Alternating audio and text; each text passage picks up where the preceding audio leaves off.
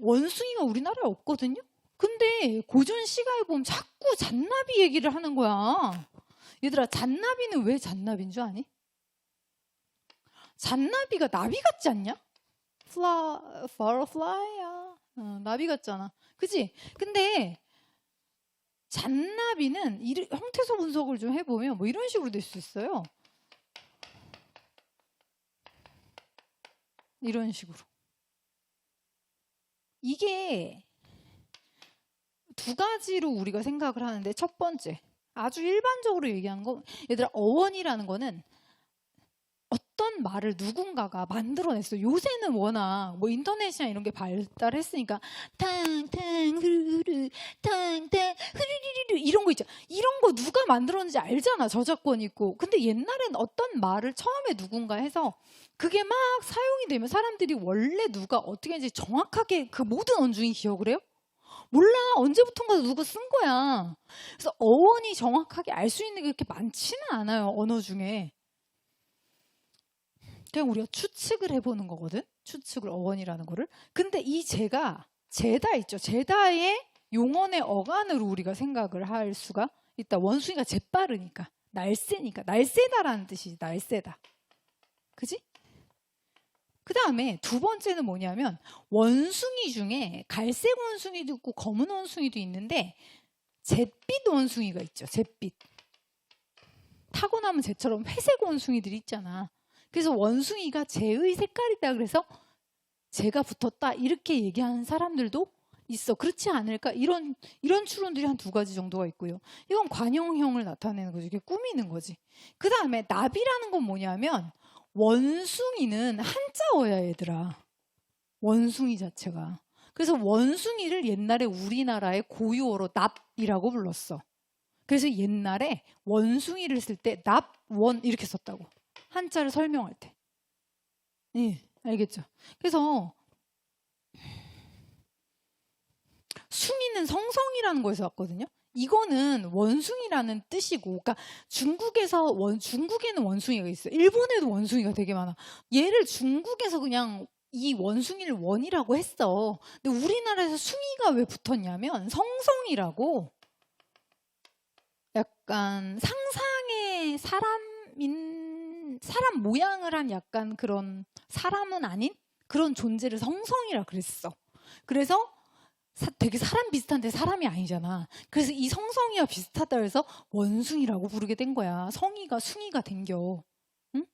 그래서 옛날에 우리나라 이제 나비라고 했는데, 요 납에다가 플러스 이, 뭐 예를 들면은 뭐 지안, 이 이렇게 붙이잖아. 그런 거야. 그래서 젠나비 하다가 이게 잔나비가 됐다. 그래서 니네 잔나비라는 밴드도 있지 않니? 그분들이 왜 잔나비예요?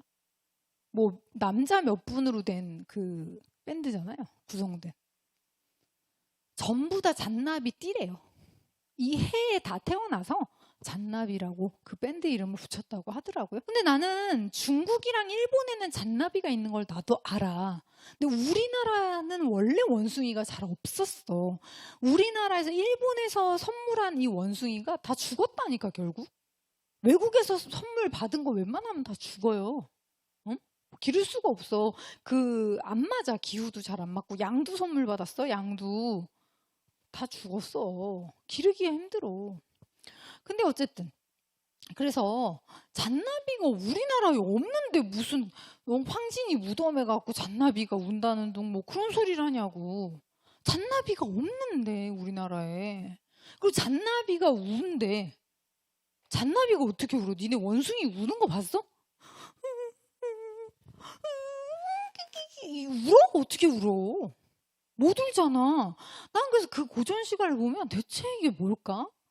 잔나비는 원숭이가 아니라 다른 건가? 막 진짜 고민이 많았어. 고전 시가 장지문 주사 같은 데 보면 잔나비가 막 우는데, 응? 잔잡아 권할이 없으니 이를 슬퍼하노라 이러면서 막 이거를 표현을 이런 식으로 할 때가 있는데 간혹. 그렇다면 아마 옛날에 굉장히 유명한 고전 중국의 어떤 시 같은 데서 잔나비가 운다라는 표현을 그대로 가져와서 쓰지 않았을까? 그러면 그런 시는 대체 뭐가 있는지. 이 잔나비가 운다라는 거는 이렇게 우는 게 아니야, 얘들아. 이렇게 해. 소리를 낸다고. 울음소, 우리가 새가 운다라 그러지. 새가 막 찍찍찍찍찍찍 이러고 울어? 아니잖아. 새가 무슨 소리를 낼 때 우리가 일반적으로 그냥 운다라고 표현을 하잖아. 원숭이도 마찬가지인 거야.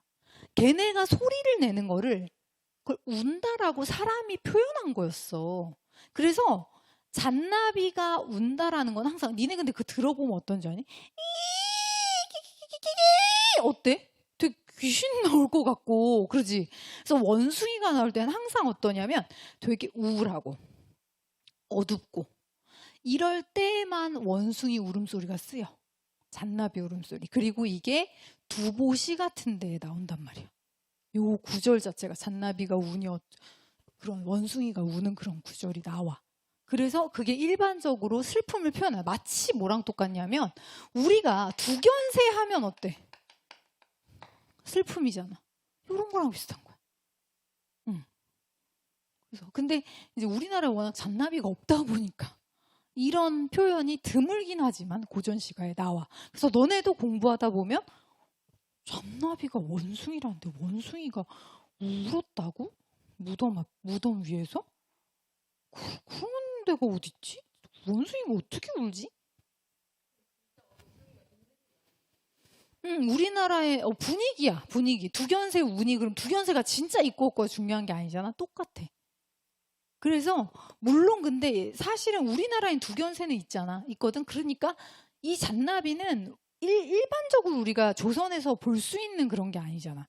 그러니까 고시에서 따와서 가져서 넣는 부분이라 사실 그렇게 많지는 않지만 여러분들이 공부를 하다 보면 분명히 보게 될 거거든요. 그래서 그렇게 됐을 때 이게 이런 뜻이구나 라고 아시면 좋을 것 같아요.